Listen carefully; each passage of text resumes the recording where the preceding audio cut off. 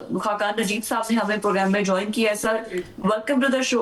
सबसे जी, पहले थैंक सर यू मैं फॉर आपसे ये हैविंग मी। जानना चाहूंगी कि फ्यूल की कीमत में जो कमी की गई है, इसके असरात हमारी इकोनॉमी में कितने होंगे, किस तरीके से होंगे? और ये जो ये जो कमी की गई है बजट से पहले ही, तो हम उम्मीद रखें कि बजट में मजीद कमी की जाएगी फ्यूल प्राइसेस में? लेकिन आपको इंटरनेशनल कीमत से एक बहुत बड़ा ताल्लुक है पाकिस्तान की पेट्रोलियम प्रोडक्ट्स का। बिकॉज हम पेट्रोलियम प्रोडक्ट्स इंपोर्ट करते हैं, एनर्जी इंपोर्टर हैं। तो जैसे जैसे आपने देखा कि ये जंग तस्वीर की तरफ जा रही है, तो जो इंटरनेशनल कीमत है पेट्रोलियम प्रोडक्ट्स की, इंक्लूडिंग क्रूड, डीजल, पेट्रोल, ये दुनिया में कम हुई है। उसी कमी का जो पास थ्रू है 22 रुपए में, आपको डीजल में भी और पेट्रोल में भी दिखाई दिया। पाकिस्तान के लिए लेसन यही है कि पाकिस्तान ने अपनी energy dependence on fossil fuels and on imported, जिसे कहेंगे पेट्रोलियम प्रोडक्ट्स, उसको उसको कम करना है। और उसका तरीका यही है कि हम इंडिजिनस यानी कि पन बिजली और जो हमारे लोकल थर कोल है, विंड कॉरिडोर्स हैं, उन पे और सूरज की छांव से उस बिजली को बनाकर स्टोर भी कर सके। But in the short run जो कमी आई है उससे जो इन्फ्लेशनरी ट्रेंड यानी कि ट्रांसपोर्ट और जिसे कहेंगे आप बाकी इलेक्ट्रिसिटी की कॉस्ट, वो उस तरह नहीं बढ़ेगी जैसे पहले बढ़ रही थी। So I think there is some okay. Relief for the people of Pakistan. इंतहाई काबिल एहतराम खाकान भाई, ज़रा काइंडली ये बताइएगा कि पाकिस्तान में कितनी कीमत, अगर बैरून मुल्क पेट्रोल की कीमत कम होती है तो कितनी मैक्सिमम कम होने जा रही है, इसको किस नज़र से देखते हैं आप? देखिए, 150 के करीब तो पेट्रोल में इस वक्त तकरीबन जो है टैक्सेस ही हैं। सो अगर आप उसको निकाल दें और कीमत क्या 380 रुपए के करीब होगी इस वक्त, तो उस बाकी जो कीमत बनती है 230, उसमें अगर 10% कमी आती है तो और 23 रुपए कम हो जाएगी कीमत। सो कीमत कम हो जाएगी जैसे जैसे I think things move towards peace. मेरे पास इंफॉर्मेशन है कि IMF के मुतालबे पर आइंदा वफाकी बजट में हाइब्रिड और इलेक्ट्रिकल गाड़ियों पर 18% सेल्स टैक्स आयद करने की तैयारियां की जा रही हैं। मैं आपसे ये जानना चाहता हूं कि हाइब्रिड गाड़ियों पर टैक्स बढ़ाने का सबसे बड़ा फ़ायदा और नुकसान क्या होगा काबिल एहतराम? देखिए, बात इस तरह से है कि IMF ये जो GST का निज़ाम है, इसमें ये समझता है कि जो डिस्टॉर्शंस हैं वो नहीं होनी चाहिए। मेरा ज़ाती ये ख्याल है कि पाकिस्तान की टीम जो है उसको कन्विंस करना चाहिए IMF को कि पाकिस्तान जैसे मुल्क में ब्रॉड बेस्ड GST ज़रूर करना चाहिए, पर इसके रेट को वैसे ही कम करना चाहिए। 18% का जो GST का रेट है पाकिस्तान में वो वैसे ही बहुत ज़्यादा है। सो हमें उसको ब्रॉड बेस करके, ये 15% से शुरू किया था, अब ये 18 पे चला गया है, इसको हमें वापस 15 और फिर डाउनवर्ड लेकर जाना चाहिए। इसके लिए एक ब्रॉड बेस्ड GST का निज़ाम एक अच्छा निज़ाम है।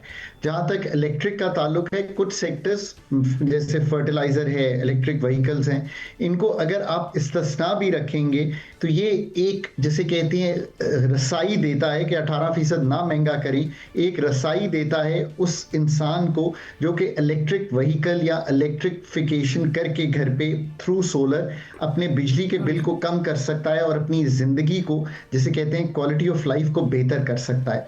और इसी से हमारा जो एक्सटर्नल पे बोझ है, जो हम 14 से 18 अरब डॉलर के इंपोर्ट करते हैं एनर्जी, वो कम हो सकता है। So that negotiation the Pakistan authorities have to do with the IMF। मैं अभी भी कहता हूं कि IMF is a matter of good negotiation.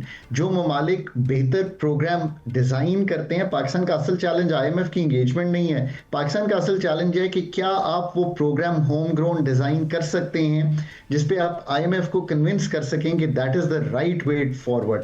I think that's Pakistan future on the IMF। ये बजट इंतहाई इंपॉर्टेंस का हामिल है।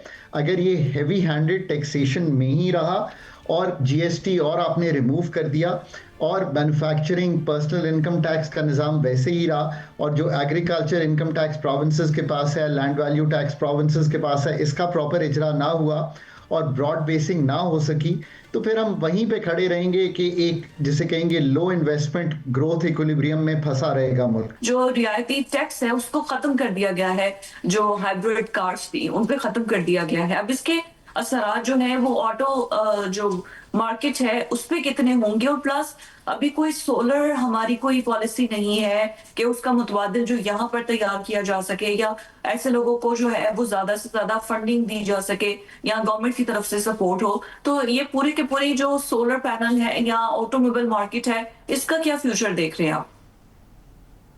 देखिए, पाकिस्तान का जो फ्यूचर है वो तो ऑब्वियसली यही है कि हम निकल जाएं, जिस तरह कहते हैं, इंपोर्टेड फॉसल फ्यूल से, और इंडिजिनस, जिसका मतलब ये है कि जो लोकल ज़राए हैं उनसे बिजली भी बनाएं, उनसे हम पाकिस्तान की ट्रांसपोर्ट को भी फ्यूल करें। आज भी हम चूंकि 85% इंपोर्टेड फ्यूल पे अपना फ्रेट कैरी करते हैं, अपनी ट्रांसपोर्ट कैरी करते हैं, इस चीज़ से पाकिस्तान को निकलना है।